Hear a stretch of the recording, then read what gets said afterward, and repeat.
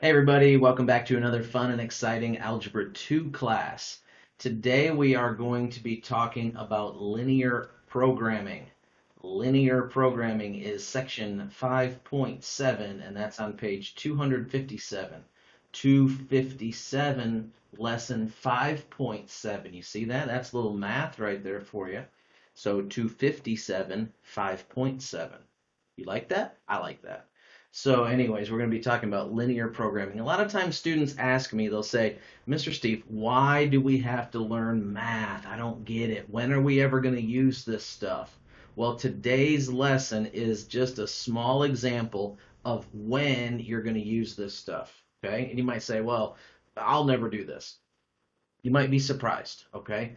I think by the end of the lesson, you'll see what I'm talking about. Linear programming is, you can look down here at the screen, also look in your book. Linear programming is to assist in decision making for things like sales and profitability by using graphing multiple equations. All right, so what does that mean? I have a business. Um, I sell bicycles, okay? And I want to know what kind of bicycle should I put in my shop. Should I put expensive bicycles? Should I put cheap bicycles? Should I put some expensive and some cheap and some in the middle? Should I put mountain bikes? Should I put road bikes? Should I put dirt bikes? Okay, so what type of bicycle should I put in my shop? And you might think, well, you just kind of guess at what the people are going to buy. Well, then you're probably not going to be in business very long. Okay, so you don't want to guess. You want to use mathematics to tell you what kind of bicycle you should put in your shop. Which types are going to make you the most profit? Okay. If you've ever wondered why a company has a certain product and then all of a sudden they discontinue it and you can't find it anymore, well, it's because it wasn't making them profit. They weren't making any money on it. Maybe you liked it, but most of the people didn't buy that certain product. That's the seasonal items. Okay, so different types, different points of the year. For example, Christmas time, you can buy candy canes in the store. But during the rest of the year, you don't find many candy canes in the store. Why not? Because people aren't buying them. And so they're not going to take up their space in their store with candy canes. Well, they know when to put candy canes in the store and when to take candy canes out of the store. How do they know that? Because the data tells them, the numbers tell them, linear programming tells them when to do those things. All right, so you say, I'm still not going to do any of that. I'm not going to own a store. I'm not going to, well, it's still going to come in handy for you because you never know when you might get a job that requires you to increase your profitability or to make money. Okay, everybody likes to make money, right? And so this is a way that you can show how to increase your profitability. All right, so let's keep going here. The second thing I want to talk about is your objective function. What is the objective function? This is the equation that you're using that details what are you trying to maximize? What are you trying to make lots of money on? Or what are you trying to basically increase? Or what are you trying to decrease? All right, you might say that doesn't make any sense because why would I want to minimize my money? Well, you don't want to minimize your money. You want to maximize your money. What do you want to minimize? Well, you might want to minimize your losses. You might want to minimize your cost. You don't want to pay a bunch of money for things like electricity, and employees. This helps businesses decide how many employees to have. For example, should I have 10 employees or should I have 6 employees? You can write objective functions to tell you how many employees is the optimal amount of employees for your business. Next, constraints. Constraints. Here's what constraints are. They are the limiting factors such as price, types, space available, resources, hours. How many hours is this employee going to work? Or how many hours can this machine work in a day? Or what's the price of this bicycle? Or what's the type of bicycle? These are the constraints. These are like the limiting factors. that limit what you're selling. Next, the optimal objective value. All right, what does that mean? That means the like the absolute most profit you can make. So you open your doors at 8 o'clock in the morning and you close your doors at 8 o'clock at night. You're open for 12 hours. What is the optimal objective value? What is the most money you are trying to make during that 12-hour period? Well, this optimal objective value, or the Z value, okay, you'll hear that called the Z value. Um, it's the highest or lowest. It could be the lowest. It could be how much you want to cut out, how much cost do you want to eliminate.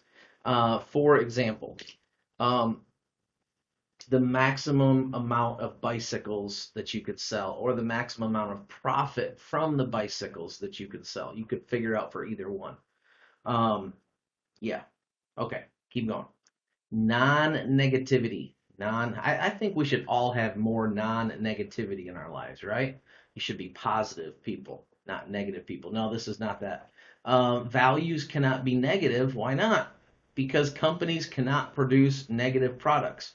I can't produce -5 bicycles. I can only produce 5 bicycles or 1 bicycle. That would be about the least bicycles that I could produce is one. Might be able to produce like 1/2 in a day or something, but I can't produce negative. Okay? Okay, you can find this problem in your book. It's on page 263. Page 263, example 5.7D. I've changed it up just a little bit, but basically it's the same problem. You can follow it. A wood shop offers only two products. They offer bookshelves and desks, so they only make two things. Very simple business, two things. That's all they do. It takes 8 hours to finish a bookshelf, and they can complete a desk in 12 hours. So, to make a bookshelf, 8 hours. To make a desk, 12 hours. The shop has 5 employees that work 40 hours a week. The warehouse can only store up to 12 desks and 19 bookshelves at one time. If the profit for bookshelves is $100, each desk is $250 profit, how many of each should the shop produce to maximize their profit? Okay, we want to maximize their profit. So this is a story problem. So we have a woodworker, he makes shelves and he makes desks. It takes 8 hours to make a shelf, it takes 12 hours to make a desk. He's got 5 employees, they work 40 hours a week, and the warehouse can only hold up to 12 desks and 19 bookshelves at one time. All right, the profit, how much they make for the bookshelf, $100. How much do they make for a desk? $250. Okay, and so we want to know to optimize their profit, to make the most profit possible. What should they do? How should they make? Should they make more desks? Should they make more bookshelves? What should we do here? And you might say, well, obviously they should make more desks because they make more money on the desks. But there's two things against this. There's two constraints on the desks that are going to hinder that. What's the first one? Well, it takes 12 hours to make a desk. It only takes 8 to make a bookshelf. Okay. And what's the other constraint? They can only store 12 desks in their warehouse, but they can get 19 of the bookshelves.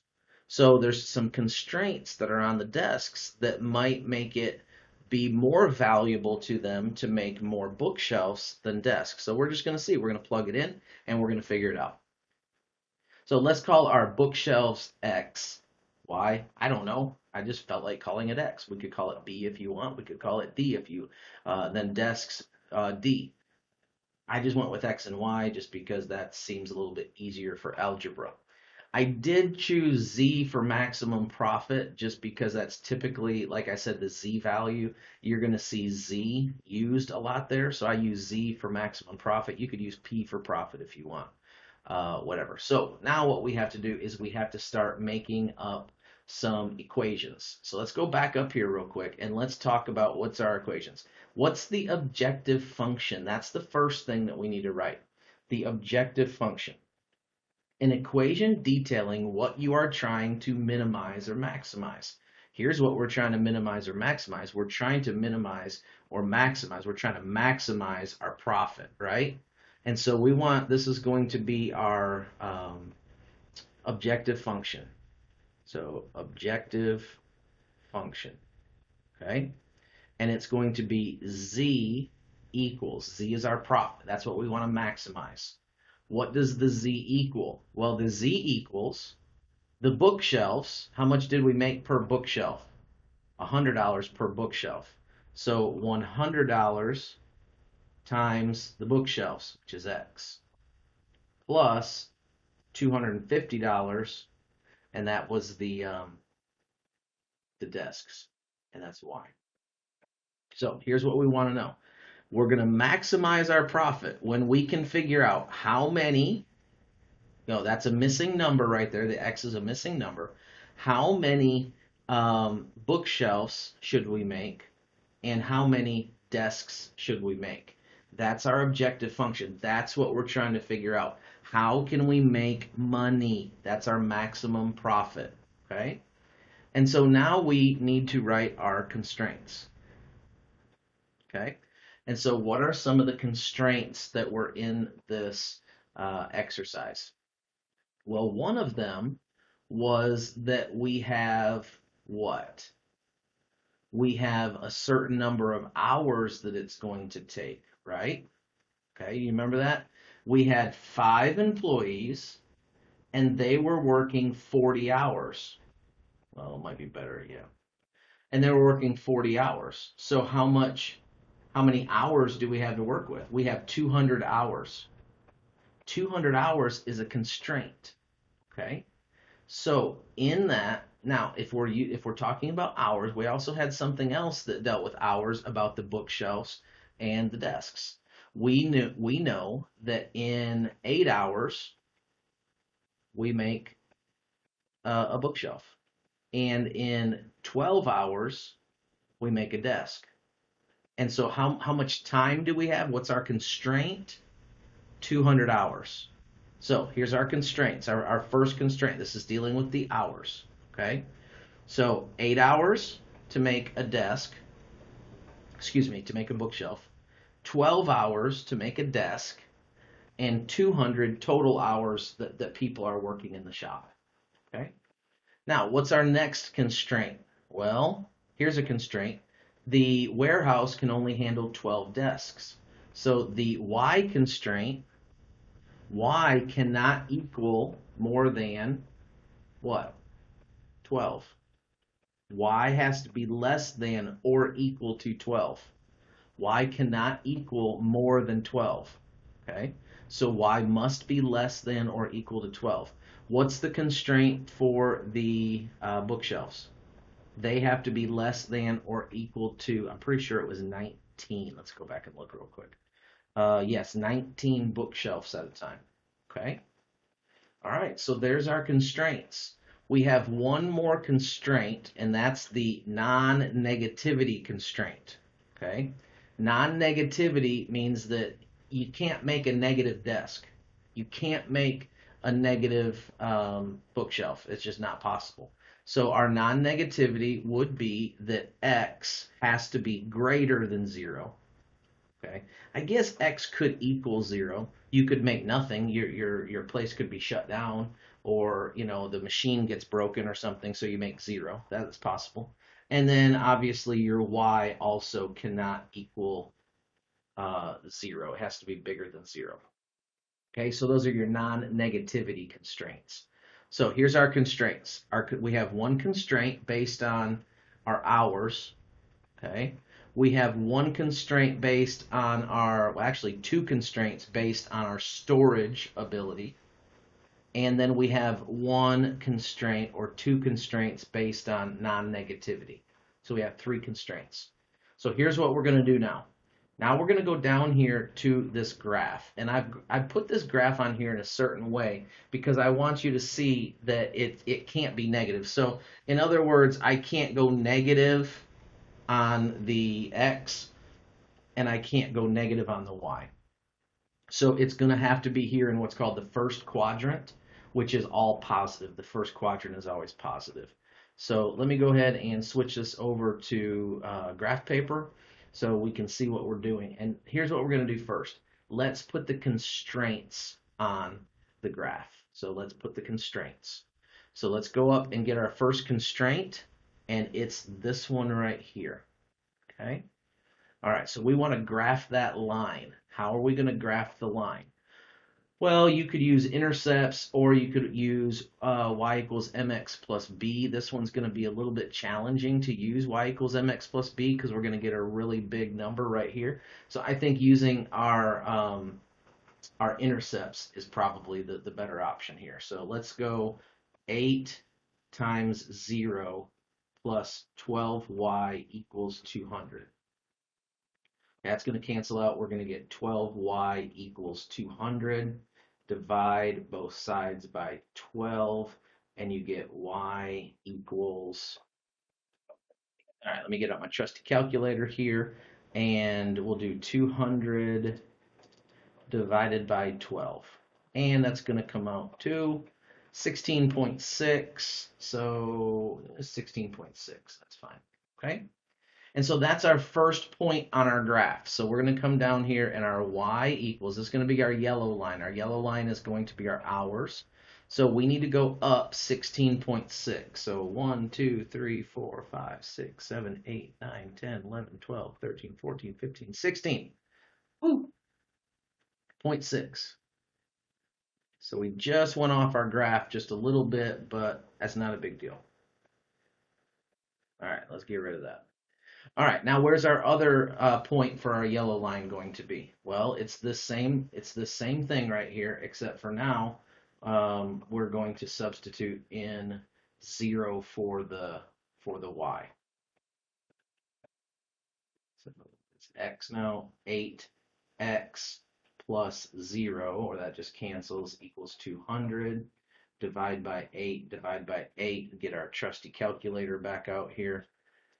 And we got 200 divided by 8 equals 25. Okay. And so we're going to go back over here. And I'm guessing that this is not going to fit on this graph, but maybe 1, 2, 3,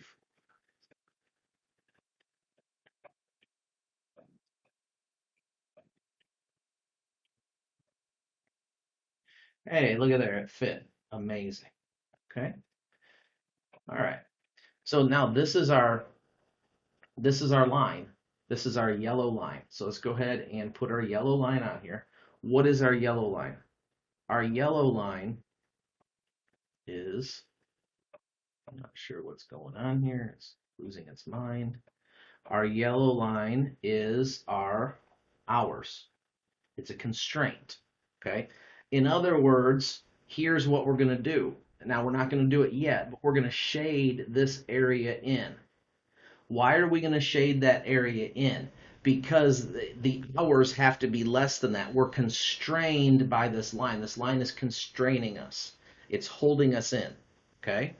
All right. So now we got to put our other constraints on there. So this was our, I'll put this yellow. Okay? And the next one will be our constraint for our, that was desks. Yeah, we can only handle 12 desks. And so y cannot be greater than 12. So what we're going to do here is we're going to go up to the y. 1, 2, 3, 4, 5, 6, 7, 8, 9, 10, 11, 12, right there.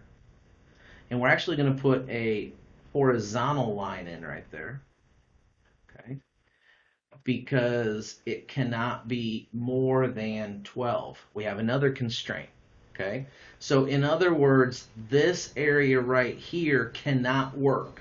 Why not? Because that would be them working more than, that would be them storing more than 12 inside.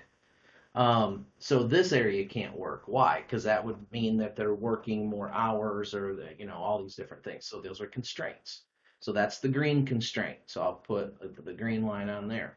And now we have let's do a blue constraint. So now this is the 19. So now we can only store 19 bookshelves. So we're going to come over here to 19.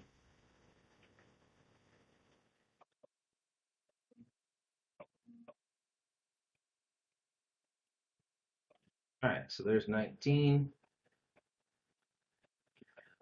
And let's draw our blue line. All right, so there are our constraints. The other constraints are the white lines, and so I'll put little white check marks next to them. Those are the white constraints are the non-negative, okay? So in other words, these lines right here are also constraints because we can't go into negative. So here's our constraints. This is the hours worked. This is the storage of the desks, and this is the storage of the bookshelves. Okay, so here is the area that works. This is the only area that works. This area out here does not work. In other words, we're being constrained by different things. So we only have 5 employees. We can only build 2 things. They take all this different things. Okay. Now, all right, this is a long video, right? You're loving this so far. I know you're loving this so far. Now, here's what we're going to do. Here's the evaluation stage. This is the last stage of the process right here. We have to evaluate this. What does that mean? We take all of the maximum and minimum points. So here's a maximum point right here. Here's a maximum point right here. Okay. Here's a maximum point right here. And here's one right here. And here's one right here at 0, 0. Okay. So I'm going to kind of estimate these ones because they're not right on a line. So I'm going to just estimate what they are. This one here is obviously 0, 0. This one here is 0, 12. This one here is 7, 12. This one here is 19, 4. And this one here is 19, 0.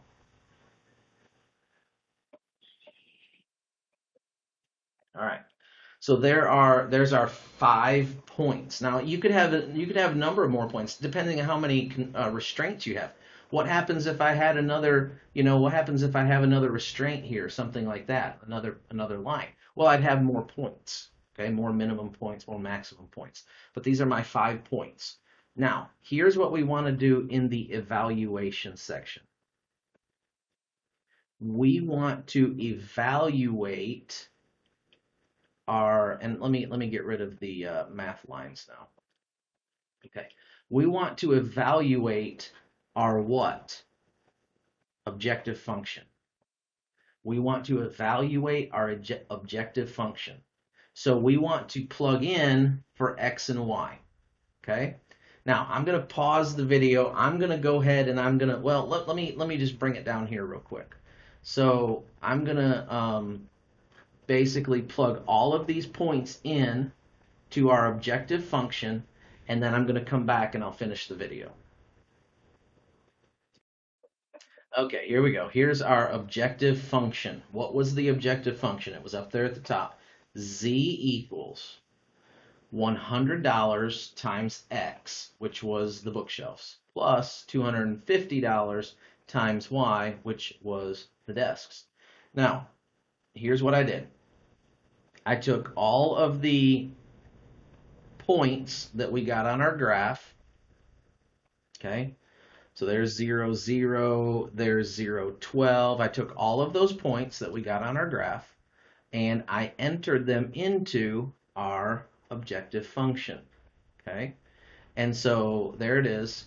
100, 100, 0, that's the X, that's from there.